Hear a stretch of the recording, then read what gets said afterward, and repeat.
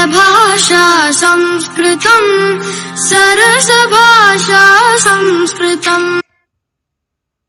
आज की कक्षा में आप सबका स्वागत है और आज हम पढ़ने वाले हैं महाकवि भास द्वारा रचित चारुदत्त नाटक को, जिसके 4 अंक हैं और 4 में से हमने 2 अंक अपने पिछले यानी थर्ड सेमेस्टर में पढ़े थे। फोर्थ सेमेस्टर में हम तीसरे और चौथे अंक को पढ़ रहे हैं। इसके पिछले लेक्चर में हमने तीसरे अंक की कहानी को जाना, तो अब हम आज चतुर्थ अंक की कहानी को जानने वाले हैं और उससे पहले हमें क्या जानना होगा स्टूडेंट्स, उसके राइटर के बारे में। तो चलिए देखते हैं। महाकवि भास ने संस्कृत साहित्य में सबसे अधिक नाटक लिखे हैं और इनके नाटकों की संख्या है 13 और ये नाटक जो है महाभारत पर जो आधारित नाटक हैं उनकी संख्या 7 है, रामायण पर आधारित नाटकों की संख्या 2 है, उद्यन कथा पर आधारित नाटकों की संख्या 2 है और कल्पना पर आधारित नाटकों की संख्या भी 2 है। इन नाटकों को जानना इसलिए आवश्यक है क्योंकि इससे रिलेटेड वेरी शॉर्ट क्वेश्चन आपके पास आ जाते हैं।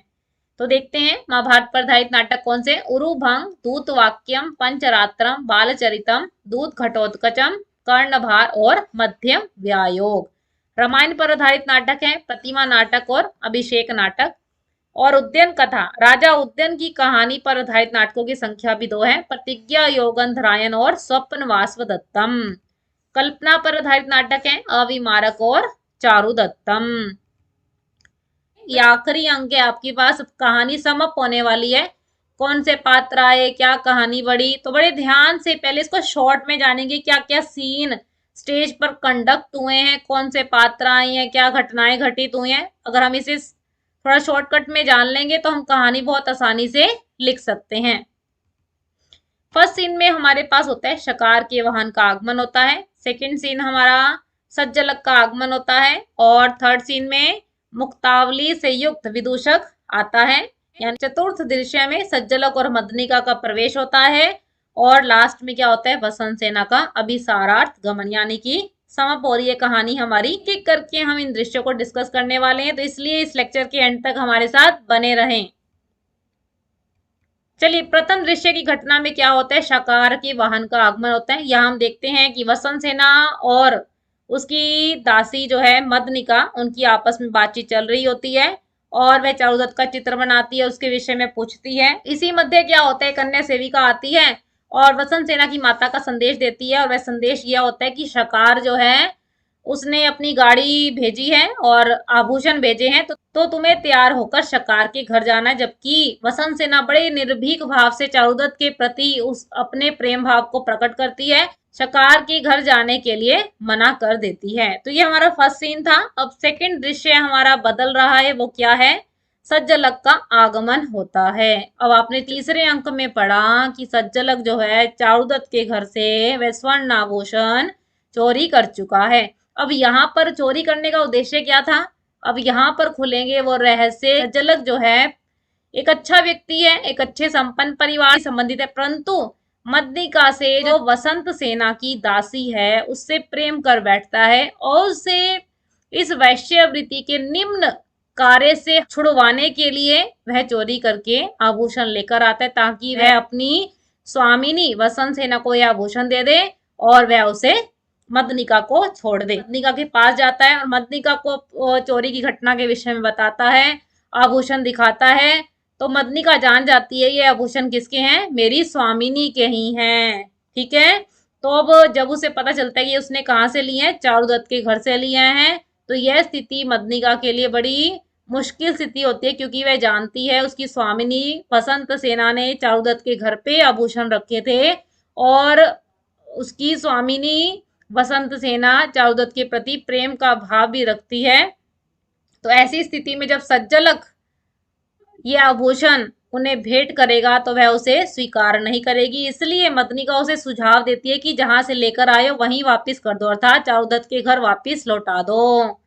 ठीक है, परंतु वह इस बात को स्वीकार नहीं करता और मदनिका को कहता है कि कोई अन्य उपाय बताओ, और इस बात सारी बातों को वसंत सेना सुन लेती है। तीसरा दृश्य फिर बदलता है। अब तीसरे दृश्य में कौन आता है, विदूषक आता है, क्या लेकर, मुक्तावली लेकर आता है। क्योंकि यहाँ की जो घटना पहुंची है वो यह थी कि तीसरे अंक में जब स्वर्ण आभूषण वह चारुदत्त के घर से चोरी हो गई है, तो उसकी पत्नी अपने पितृकुल से आई हुई 1 लाख मोतियों की माला को अपने पति चारुदत्त को देती है और चारुदत्त विदूषक के हाथ वसंत सेना के पास भिजवाता है।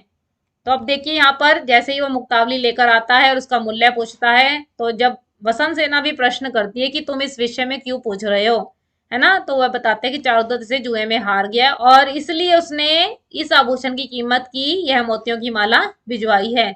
अब जो वसंत सेना की स्थिति है कि वह इन आभूषणों को स्वीकार नहीं करना चाहती, परंतु फिर भी वह स्वीकार कर लेती है और मन ही मन बहुत प्रशंसा करती है चारुदत्त की। इस कठिन परिस्थिति में भी चारुदत्त ने अपने आत्मसम्मान को बनाए रखा, उसकी रक्षा की और विदूषक मुक्तावली देकर चला जाता है।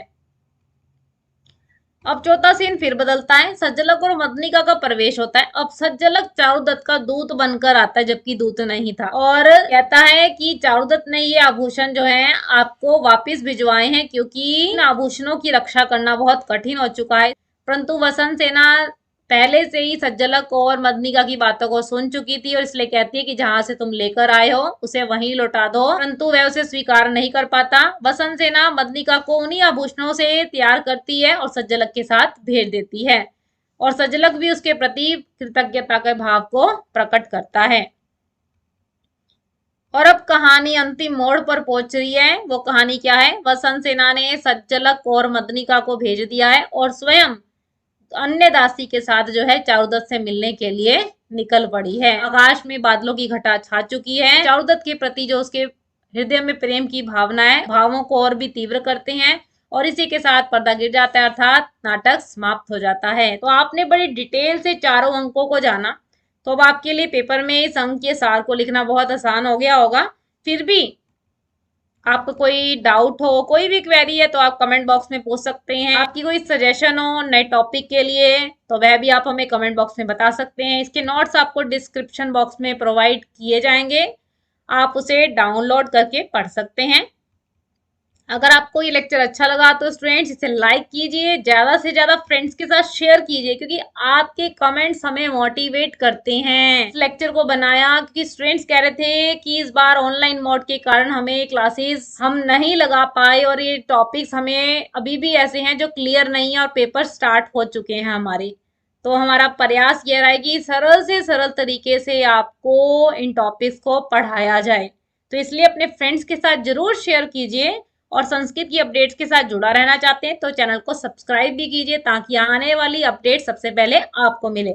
आप हमें फेसबुक और इंस्टाग्राम के पेज पर भी फॉलो कर सकते हैं। अभी ये सीरीज चलने वाली है। चारुदत्त के तीसरे और चौथे अंक के जो बहुत बहुत इंपॉर्टेंट श्लोक हैं, सूक्तियां हैं, तो उनको जानने के लिए आप हमारे साथ नेक्स्ट लेक्चर में भी बने रहें।